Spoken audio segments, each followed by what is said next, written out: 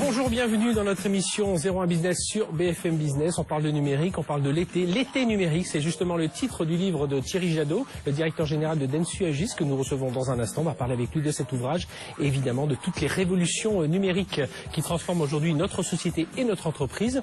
Au menu de cette émission aussi, on va parler d'assurance. L'assurance numérique, c'est dans la deuxième partie de l'émission un débat très intéressant avec AXA, Allianz. Vous allez voir toutes ces nouveautés qui nous concernent, qui vous concernent dans votre voiture, chez vous. Et on en parlera certainement aussi avec Thierry Jadot. Et en fin d'émission, la coup de pouce à la start-up Price Match. Voilà, c'est pendant 1 heure, c'est sur BFM Business. Thierry Jadot, bonjour. Bonjour. Donc vous êtes PDG de Dentsu Agis Networks, on va en reparler dans un instant. Auteur de l'été numérique, donc un ouvrage sur les 8 révolutions digitales qui vont transformer l'entreprise. On va en parler avec vous. Un mot sur Dentsu Agis, que peut-être que les gens connaissent quelques marques, mais peut-être pas le groupe dans son ensemble. Dentsu Agis Networks, c'est un groupe qui a été racheté par des Japonais il y a maintenant 1 an. C'est un groupe de communication qui a des agences médias connues, Cara, Viseum, des agences qui sont spécialisées dans le digital, iProspect et Isobar sur le contenu, et une agence qui réalise du marketing service. Voilà. Et évidemment, on comprend tout de suite, lorsque vous parlez de tout ça, on comprend pourquoi le numérique est si important. Absolument. Et alors, pourquoi vous écrivez ce livre et pourquoi il s'appelle l'été numérique? Alors j'ai écrit ce livre d'abord pour pouvoir structurer ma pensée moi-même sur tous ces enjeux numériques qui bouleversent nos organisations, qui bouleversent l'organisation de nos clients, qui bouleversent la relation des clients avec leurs consommateurs, d'une part.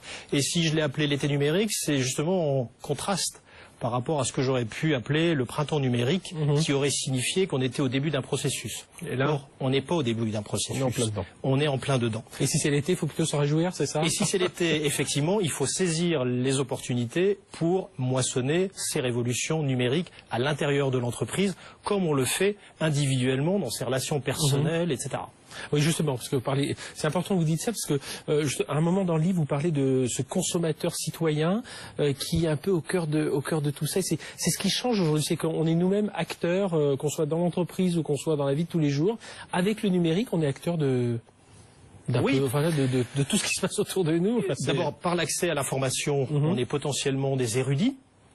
Par la possibilité, par l'écosystème média qu'on se construit, on est également potentiellement des leaders d'opinion. Vous avez des followers sur Twitter, vous avez des amis sur Facebook, vous avez tout un tas de gens qui vous suivent, donc vous êtes vous-même, et on est nous-mêmes des médias.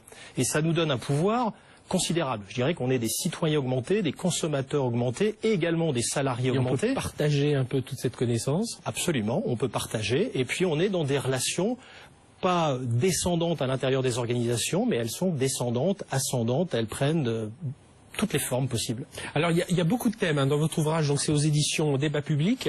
Il y en a une, on va surfer justement sur l'actualité, c'est le big data. Donc on parle beaucoup, on en parle souvent dans cette émission. Donc il y a toute une thématique sur le big data. Puis là on est en plein dans l'actualité parce qu'il y a le plan big data qui a été alors en partie dévoilé là cette semaine. Donc c'est l'une des 34 initiatives qu'avait demandé Arnaud Montebourg à des industriels.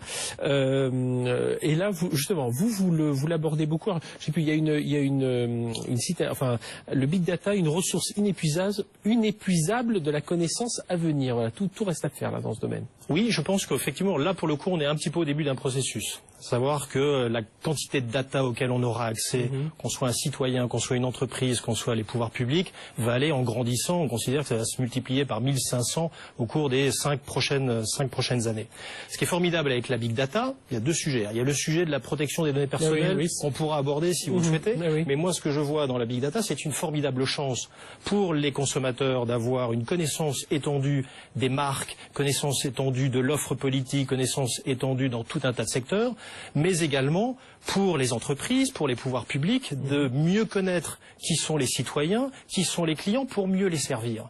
Et donc finalement, la big data, ça permet une rencontre d'une offre et d'une demande à un niveau de connaissance, à un niveau de pertinence et d'intelligence supérieur. Donc c'est formidable. Alors ce qu'il faut dire aussi aux téléspectateurs, auditeurs de BFM Business, Thierry Jadot, c'est que cette big data aujourd'hui, elle est rendue possible parce que voilà, on a beaucoup plus de moyens pour récolter toutes ces données. On a aussi des moyens informatiques plus accessibles pour les traiter. Vous aujourd'hui, voilà, comment vous voyez parce que ça paraît être un Eldorado, mais finalement on ne sait pas trop par quel bout le prendre, cette big data de toutes ces données. Alors vous donnez quelques recettes vous donnez quelques exemples pour montrer voilà ce qu'on peut faire avec les big data. Moi, mon vrai sujet, c'est Et c'est pour ça que j'ai écrit ce bouquin, c'est donner des clés de compréhension et des clés d'action à des dirigeants, à des managers qui parfois sont un peu perdus dans cette complexité de ce monde numérique. Oui. Concernant la data, je dis, le problématique, c'est pas tellement la quantité de data, parce que ça, elle va aller grandissante, c'est comment on la monitore, comment on l'utilise afin d'offrir à mes clients un service meilleur.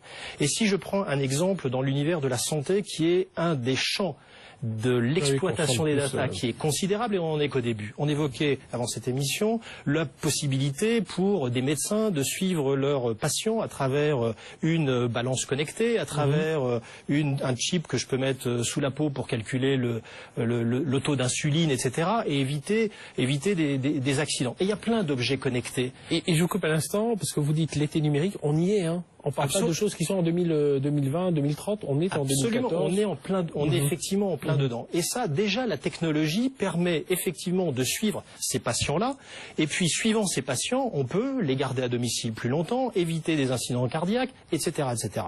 J'ai un autre exemple sur l'éducation nationale, parce que l'éducation nationale est en train de mettre en place un système de partage de la data entre les services sociaux, entre les conseillers généraux, entre les lycées et les écoles, pour éviter que le décrochage scolaire d'un grand nombre d'enfants soit identifié non pas 8 mois après le début de l'année scolaire, mais seulement dans les premières semaines. Et ça change, et ça va changer la vie des élèves, et ça va changer la vie de l'école. Donc ça, c'est le partage de la data. Voilà, et puis c'est pour ça que vous parlez des 8 révolutions digitales, c'est que justement ça va forcer à se réorganiser, à ne plus faire cours comme avant. Enfin, voilà, il y a tous ces domaines que vous décrivez dans l'ouvrage qui se transforment. On regarde dans l'entreprise, justement le nouvel ambassadeur. Alors l'ouvrage, comme vous dites, ça s'adresse à des dirigeants, parce que je crois qu'on le dit assez souvent ici, il faut que l'impulsion de la révolution digitale, elle vienne du dirigeant. Pour cela, il faut qu'il comprenne, alors pourquoi pas en lisant votre ouvrage. Mais le salarié aussi, quelque part, il est l'ambassadeur. C'est-à-dire que lui aussi, il utilise ses tablettes. Vous avez dit une chose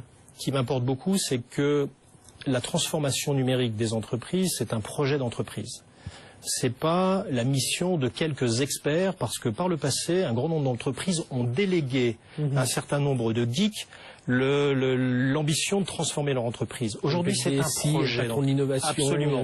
Et c'est pas parce qu'on n'est pas digital native, je suis pas moi-même digital native, que je dois pas maîtriser cette transformation numérique qui est si importante pour rester dans la course. Moi, j'ai toujours des digital migrants. Voilà. C'est très bien. Oui, absolument. Donc voilà, on est dans l'entreprise, donc c'est le salarié, c'est à lui aussi de prendre tout ça en main et de...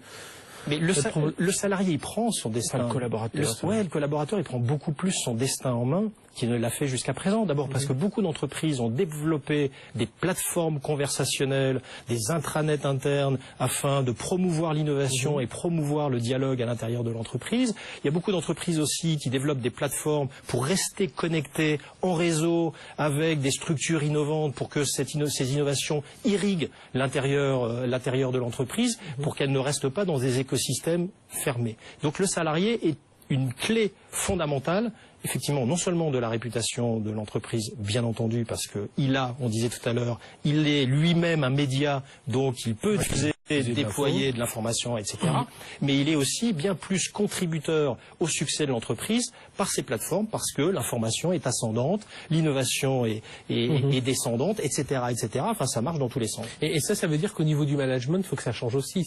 Alors, il faut toujours qu'il y ait un cadre, mais est-ce que, voilà, aujourd'hui, cette organisation très pyramidale avec des DG adjoints, des DG par service et tout ça, ça va évoluer assez vite aussi selon vous? Ça évolue forcément parce que vous avez prononcé un mot qui, je trouve, a quasiment disparu du vocabulaire, c'est le mot de cadre. Le cadre est celui qui transmettait de l'information depuis une direction vers des employés qui n'avaient pas accès à cette information et qui faisait remonter un climat social à une direction. Aujourd'hui, ce rôle de cadre, il n'a plus, je dirais, d'objet parce que cette information, elle circule très librement dans l'entreprise et elle circule en temps réel. Et si elle circule en temps réel, c'est parce qu'il est nécessaire qu'elle circule en temps réel.